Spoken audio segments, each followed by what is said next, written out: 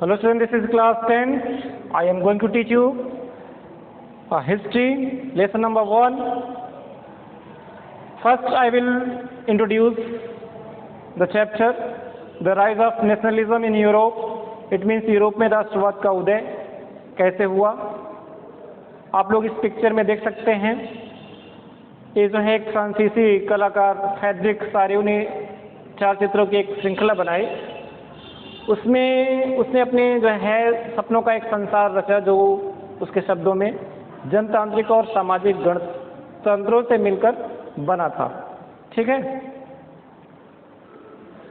In 1848 Frederic Sorrieu, a French artist, prepared a series of 4 prints visualizing his dream of a world made up of democratic and social republics as he called them.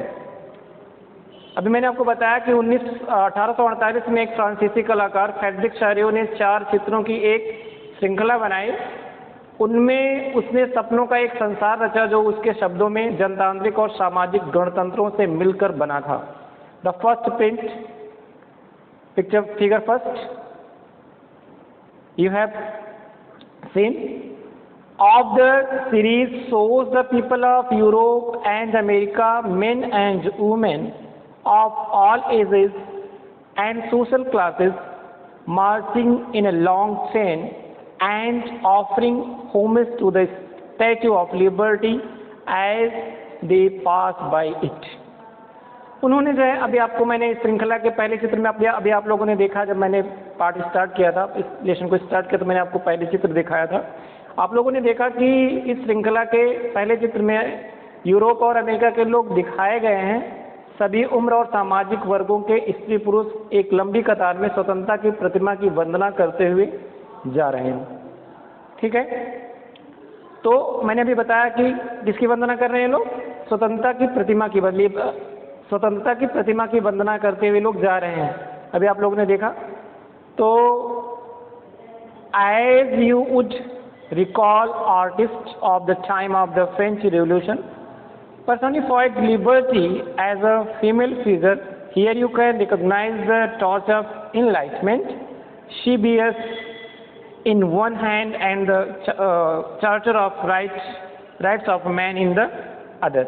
अभी जो है कि आपको यह भी याद होगा कि फ्रांसीसी क्रांति के दौरान कलाकार स्वतंत्रता को महिला का रूप प्रदान करते थे. मतलब उन जो है स्वतंत्रता को महिला का रूप दे दिया गया था वहाँ पे. मतलब तो यहाँ की जो है तो को महिला का रूप प्रदान करते थे. तो जो है यहाँ पे जो है आप ज्ञानोदय की मशाल को पहचान सकते हैं, जो उसके एक हाथ में और दूसरे हाथ में मनुष्य के अधिकारों का घोषणा पत्र. ठीक है. ऐसा मतलब उस महिला के हाथ में जिसको जो है स्वतंत्रता का प्रतिबिंब मानते थे, एक हाथ में जो है क्या रहता था, उसके ज्ञानोदय की एक मशाल रहती थी. ठीक है. मतलब ज्ञान देने की एक मशाल, और दूसरे हाथ में जो है उसके दूसरे हाथ में क्या रहता था कि मनुष्यों के अधिकारों का घोषणा पत्र. On the earth in the foreground of the image lies the shattered remains of the symbol of the absolutist institutions. बेटा जी, प्रतिमा के सामने जमीन पर निरंकुश संस्थाओं के ध्वस्त अवशेष बिखरे हुए हैं. एक बार मैं आपको फिर से पिक्चर दिखा रहा हूँ, आप लोग जरा देख लीजिए. ये जो आप देख रहे हैं, ये जो है क्या है, जो उसके अवशेष है. मतलब प्रतिमा के सामने जमीन पर निरंकुश संस्थाओं के ध्वस्त अवशेष क्या हैं? बिखरे हुए. आपको पता है निरंकुश संस्थान क्या होती है? तो जिनके ऊपर कोई अंकुश ही ना हो, जो बिल्कुल फ्री हो, वो क्या होती हैं? निरंकुश होती हैं. तो यहाँ पे आप लोग देख सकते हैं कि जो है निरंकुश संस्थाओं के ध्वस्त अवशेष यहाँ पे क्या हैं? बिखरे पड़े हुए हैं. क्लियर?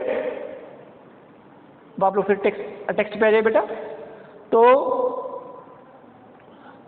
जो है in Sario's utopian vision, the people of world are grouped as distinct nations identified through their flag and national costume.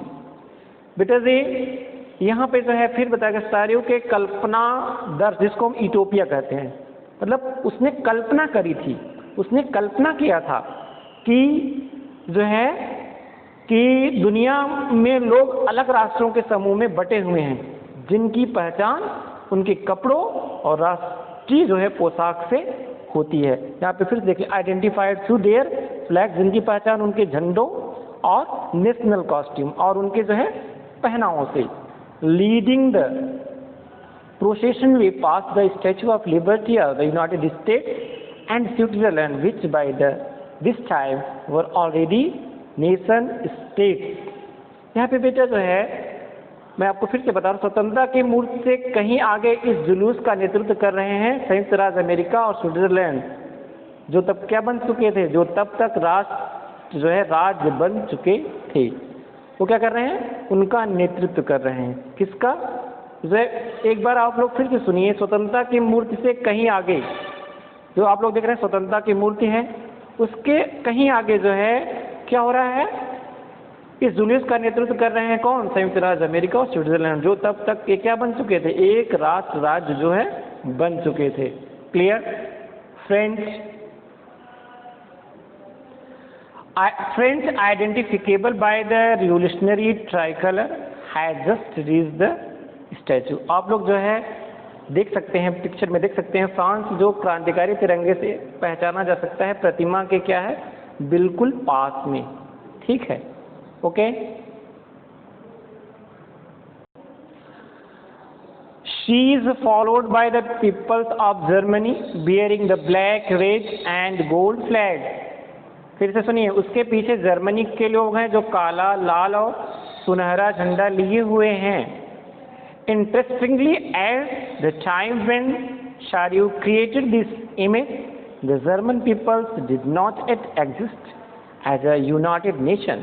The flag they carry in the expression of liberal hopes in 1848 to unify the numerous German-speaking principalities into the nation-state under a democratic constitution. Listen. और जो है यह दिलचस्प है कि जिस समय शायरों ने यह छवि निर्मित, मतलब जिस समय जो उस आर्टिस्ट ने जो है उस चित्र को बनाया था, जिस समय उस चित्र को उन्होंने बनाया था, तो क्या था, तो उस समय जो है जर्मन लोग तब तक एक संयुक्त राष्ट्र का हिस्सा नहीं बने थे। जो झंडा वे थामे हुए हैं वह जो है, देखिए जो झंडा वो थामे हुए हैं वो क्या था, 1848 की उदारवादी उम्मीदों की अभिव्यक्ति जो है क्या है, 1848 के जो है उदारवादी उम्मीदों की अभिव्यक्ति है, जिनमें अनेक जर्मन भाषी, जिनमें क्या थे, जिनमें जो है न्यूमरस जर्मन स्पीकिंग प्रिंसिपलिटीज, जिसमें जो है अनेक जर्मन भाषी रियासतों को एक प्रजातांत्रिक संविधान के अंतर्गत एक राज्य में गठित करने की चाह थी। ठीक है। Following the German peoples are the peoples of Austria, the kingdom of 2 Sicilies and the Lombardy, Poland, England, Ireland, Hungary and Russia. और देखिए उसके बाद क्या था कि जो है जर्मन लोगों के बाद ऑस्ट्रिया, 2 सिसिलियों की राजशाही, Lombardy, Poland, England, Ireland, Hungary और रूस के लोग हैं। ठीक है। From the heavens above Christ saint and angels gaze upon the scene, they have been used by the artist to symbolise fraternity among the nation of the world. अब आप लोग देख सकते हैं चित्र में, यहाँ पे अभी इसमें नहीं है चित्र, लेकिन आपको इसके पहले वाले पेज पे मैंने आपको क्या दिखाया था, चित्र मैंने आपको दिखाया था। उसमें आप लोग देख सकते हैं कि जो है उस चित्र में आप लोग देख सकते हैं कि ऊपर स्वर्ग से देखिए लिखा है फ्रॉम द हेवन, ऊपर स्वर्ग से, above Christ Isa Masih, Saint संत, एंजल गेट, एंजल मीन फरिश्ते, गेज मतलब देखना, अपॉन द सीन, वो लोग क्या कर रहे हैं, इस दृष्टिकोण पर अपनी नज़र बिल्कुल जमाए हुए हैं। गेज मतलब एक टक देखना। They have been used by the artist to symbolise fraternity among the nations of the world. कहने का मतलब चित्रकार ने उनका इस्तेमाल दुनिया के राष्ट्रों के बीच भाईचारे के प्रतीक के रूप में ऐसा उन्होंने किया। ठीक, मतलब उनका कहना है कि उन्होंने ऐसा मतलब उन्होंने ऐसी कल्पना करी कि दुनिया जो है क्या होगी, बिल्कुल भाईचारे के रूप में परिवर्तित हो जाए। This chapter will deal with many of issue visualized by the Saryu in figure 1. During the 19th century, nationalism emerged as the force which brought about sweeping changes in the political and mental world of Europe. इस अध्याय में ऐसे कई विषय उठाए जाएंगे, मतलब अब जो आप इसके आगे जो हम आपको पढ़ाएंगे, जिनकी काल्पनिक अभिव्यक्ति सारियू ने चित्र एक मतलब पहले में जो चित्र मैंने आपको पहले दिखाया था, 19वीं सदी के दौरान राष्ट्रवाद एक ऐसी ताकत बनकर उभरा जिसमें यूरोप के राजनीतिक और मानसिक जगत में भारी परिवर्तन क्या किया, ला दिया। The end result of this changes was the emergence of the nation state in place of the multinational dynastic empires of Europe. हुआ क्या कि जो है इन परिवर्तनों से अंततः यूरोप के बहुराष्ट्रीय वंशीय साम्राज्यों के स्थान पर राष्ट्र राज्य का उदय हुआ। ठीक, the concept of the practices of the modern state in which the centralized power exercised sovereign control over a clearly defined territory had been developing over a long period of time in Europe. हुआ क्या कि जो है Europe में लंबे समय से एक ऐसे आधुनिक राज्यों की गतिविधियां और विचार विकसित हो रहे थे जिसमें स्पष्ट रूप से परिभाषित क्षेत्र पर प्रभुसत्ता एक केंद्रीय शक्ति की थी। मतलब सॉवरेंटी मीन्स प्रभु, संप्रभुता। ठीक है, but a nation state was on which the majority of its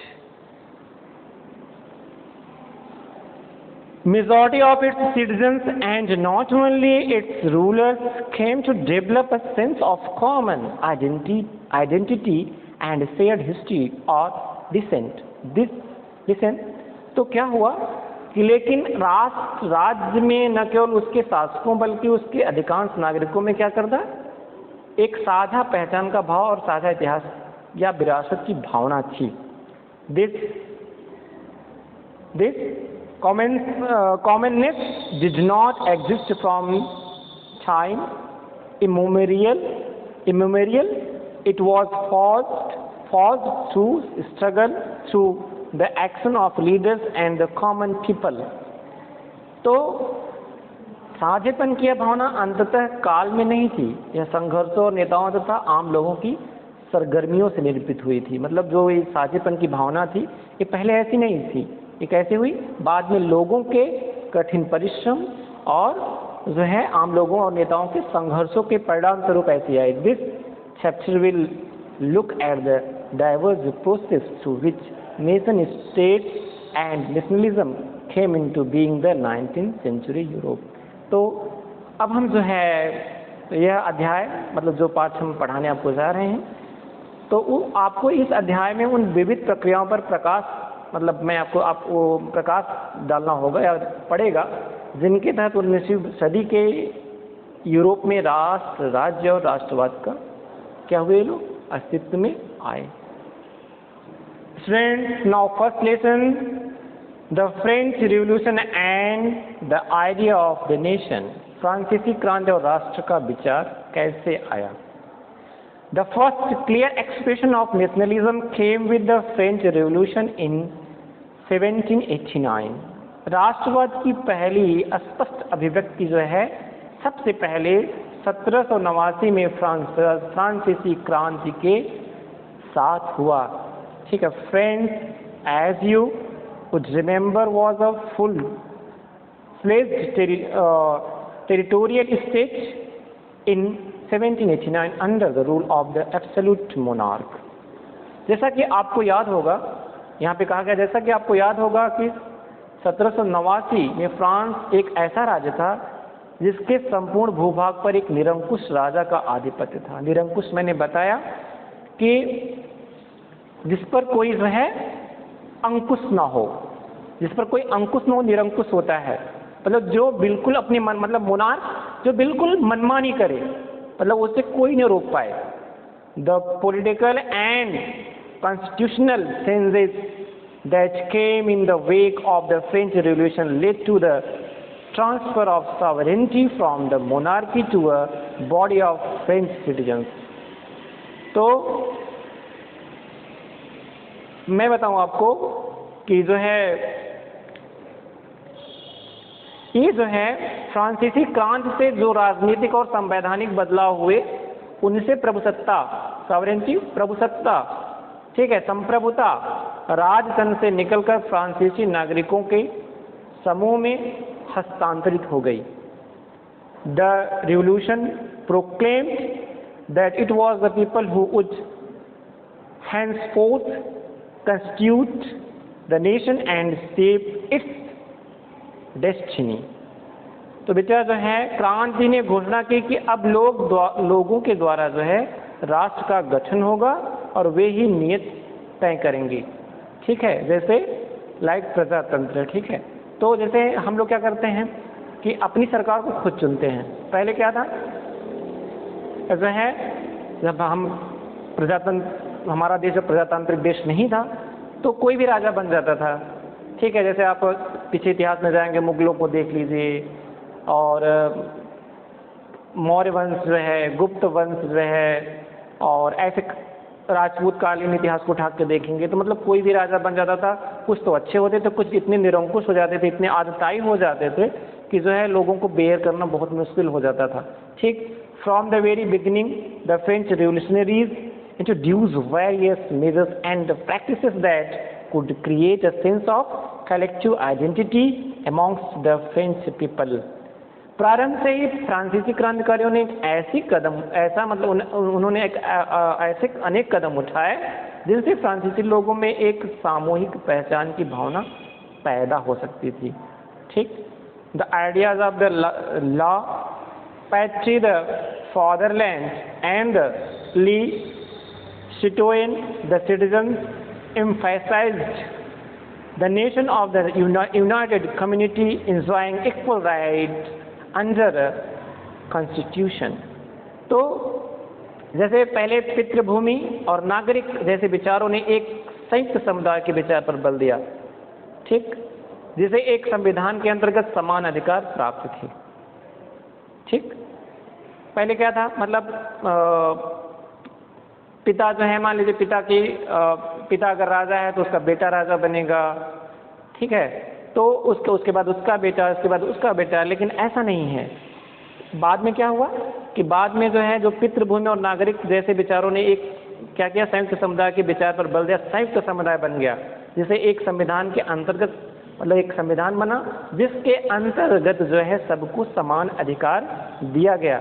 a new French flag, the tricolor was chosen to replace the former royal standard।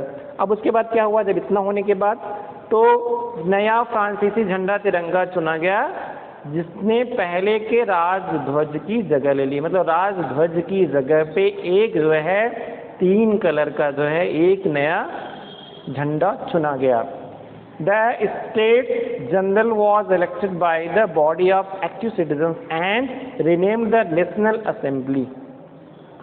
तो उसके बाद क्या किया गया कि जो है समूह द्वारा किया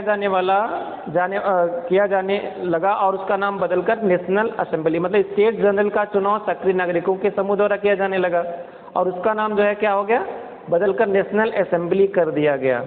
ठीक, new हाइमन्स were composed, oaths taken and martyrs commemorated, all the name of the nation।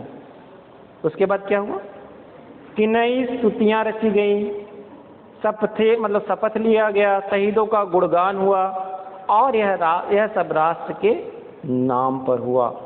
A centralization administrative system was put in place and formulated uniform laws for all citizens with in its territory. उसके बाद क्या हुआ, बाद में जो है और यह सब राष्ट्र के नाम पर हुआ। एक केंद्रीय प्रशासनिक व्यवस्था लागू की गई जिसने अपने भूभाग में रहने वाले सभी नागरिकों के लिए समान कानून बनाया, मतलब सबके लिए एक जैसा कानून हो गया। इंटरनल जो है customs duties and dues were abolished and the uniform system of the weights and measures was adopted.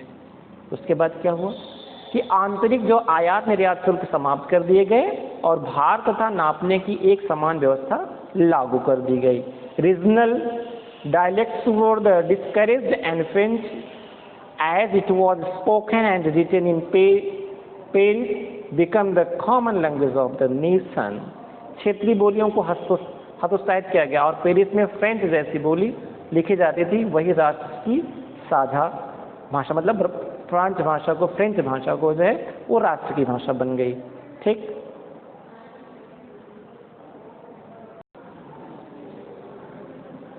The revolutionaries further declared that it was the mission that the destiny of the French nation to liberate the peoples of Europe from despotism, in other words to help other people of Europe to become nations।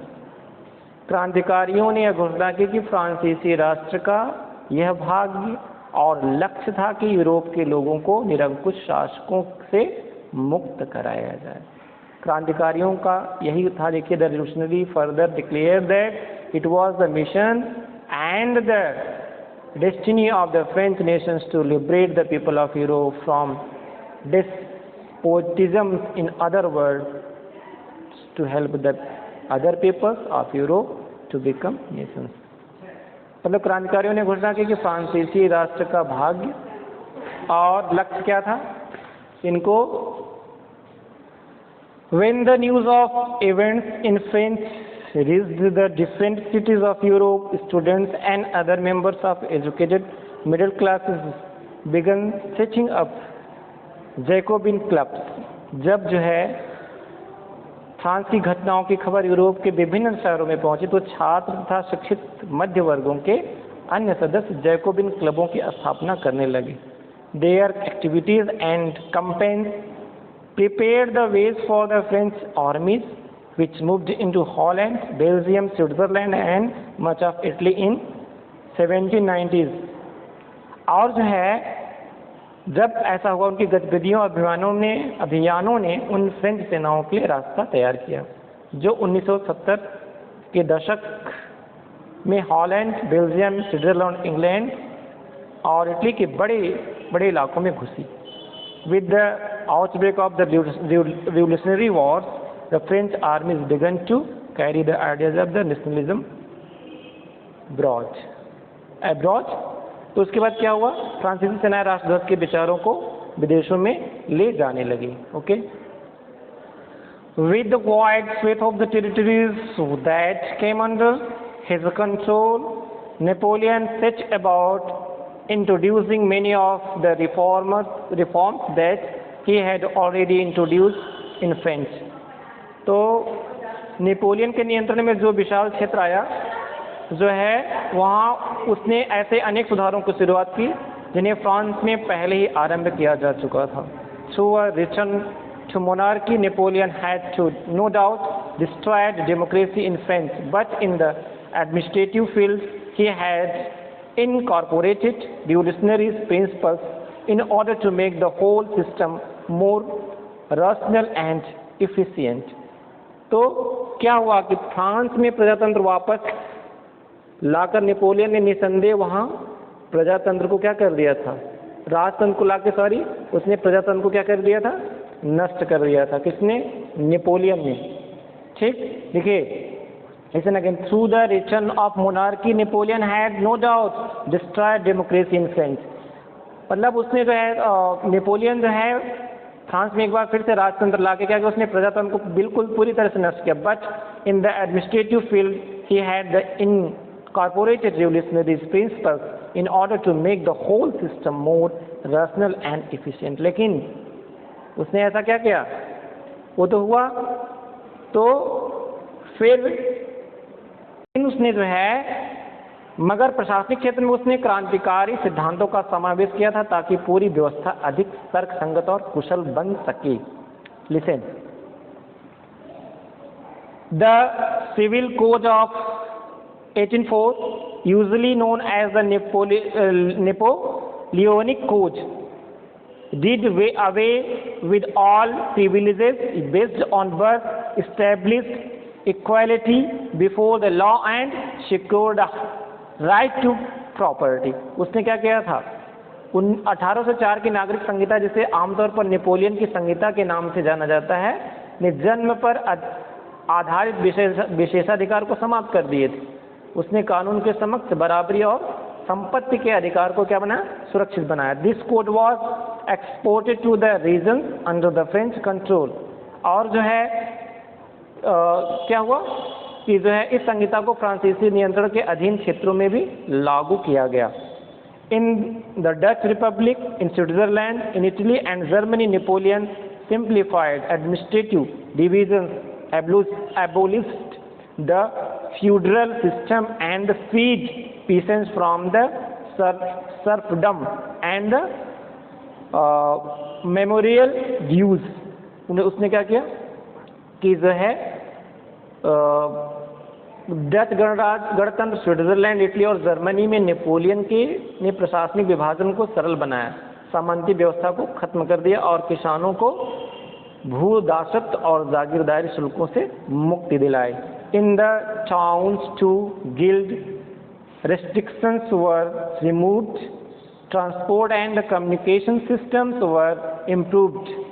और क्या हुआ था कि जो है उसने जो है यातायात जो है शहरों में भी उसने क्या किया, कारीगरी के श्रेणी संघों को नियंत्रण से हटा दिया, यातायात और संचार व्यवस्थाओं में सुधार उसने किया, ठीक। और जो है peasants, artisans, workers and new businessman enjoyed a new found freedom। तो और देखो किसानों, कारीगरों, मजदूरों, नए उद्योगपतियों ने नई नई मिली आज़ादी चखी। Businessmen and small scale producers of goods in particular began to realize that uniform laws, standardized weights and measures, and the common national currency would facilitate the movement and exchange of goods and capital from one region to another। तो क्या हुआ कि उद्योगपति और खासकर पर सामान बनाने वाले लघु उत्पादक यह समझने लगे कि एक समान कानून क्या होगा, मानक भार तथा नाप और एक राष्ट्रीय मुद्रा से एक इलाके से दूसरे इलाके में वस्तुओं और पूंजी की आवागमन में क्या होगी, उससे सहूलियत होगी। ऐसा हो गया, ठीक।